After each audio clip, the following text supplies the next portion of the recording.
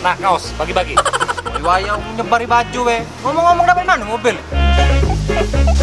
Mangkonya deh, beli mobil Honda sekarang. Jangan ditunda-tunda, mumpung stok masih ada. Terus? Harga sama bunga leasing belum naik. Terus kalau kamu nak beli sekarang atau besok, diskonnya sama baik. Ya, akor ya. Mobil kakak udah cuci belum? Sudah kak. Lupa kacamata.